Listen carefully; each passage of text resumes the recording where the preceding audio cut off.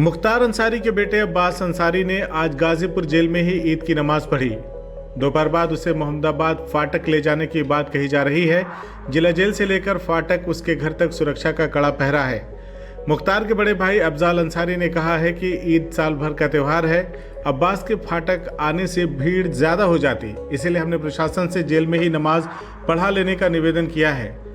नमाज के बाद उन्हें घर लाने का आग्रह किया गया है। वहीं प्रशासन की तरफ से अब्बास अंसारी को आज गाजीपुर जेल में ही रहने की बात बताई गई है।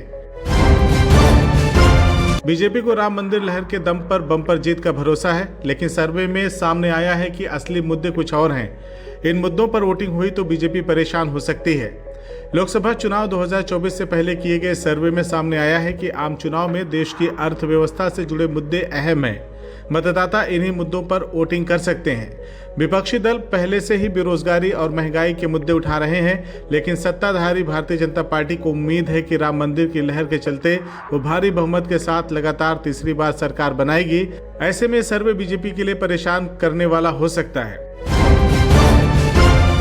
समाजवादी पार्टी के राष्ट्रीय अध्यक्ष अखिलेश यादव ने बुधवार को आगामी लोकसभा चुनाव के लिए अपनी पार्टी का विजन डॉक्यूमेंट जारी किया। उसके बाद उत्तर प्रदेश सरकार के उप मुख्यमंत्री ब्रजेश पाठक ने प्रेस कॉन्फ्रेंस किया।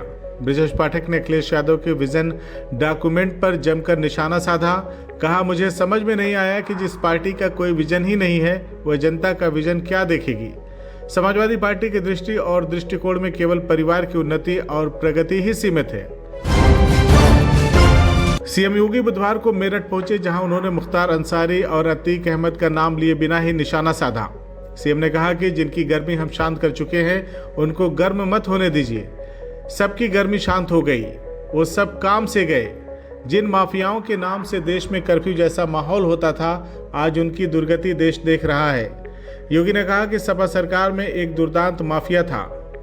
जब वो चलता था तो सीएम हो या मुख्य न्यायाधीश सब रुक जाते थे। उसका काफिला पहले निकलता था।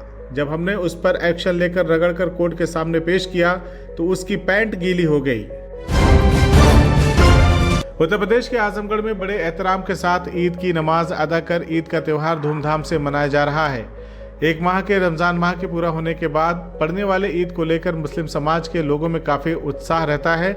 जिले में 585 ईदगाहों व मस्जिदों में ईद की नमाज अदा करने के बाद लोगों ने एक दूसरे से गले मिलकर त्यौहार की बधाई दी। इसके बाद घर घर जाकर सेवइयों का लुत्फ उठाया। इस दौरान बड़ी संख्या में अधिकारी और जनप्रतिनिधि भी उपस्थित रहे।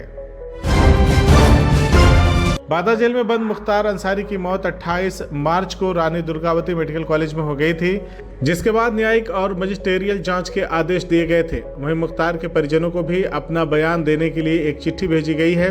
15 अप्रैल तक का समय दिया गया है। जानकारी के मुताबिक अपर न्यायिक मजिस्ट्रेट गरिमा सिंह ने 6 अप्रैल को एक नोटिस सार्वजनिक करके लोगों से अपील की थी कि मुख्तार अंसारी की मौत के संदर्भ में जो भी अपना बयान देना चाहता हो वह जांच कमेटी के सदस्यों के समक्ष अपना बयान दर्ज करा सकता है।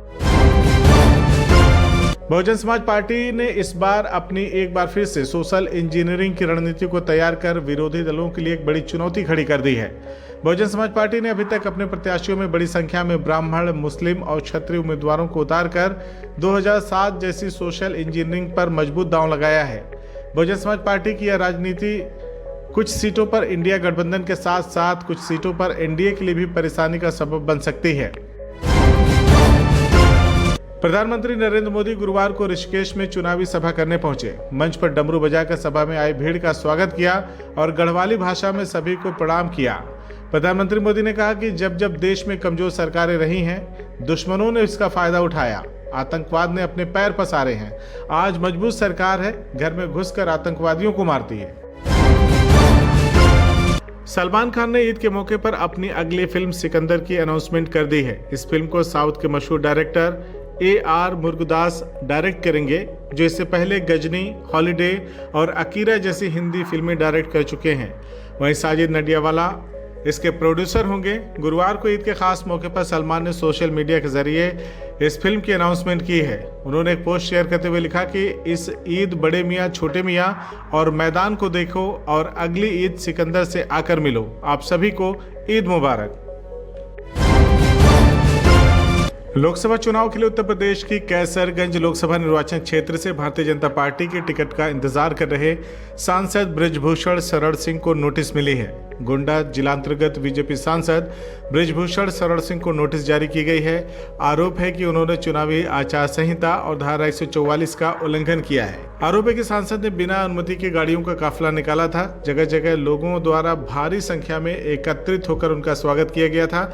जानकारी के अनुसार कई गाड़ियों का काफिला करनेलगंज कैसरगंज विधानसभा क्षेत्र से निकाला गया था।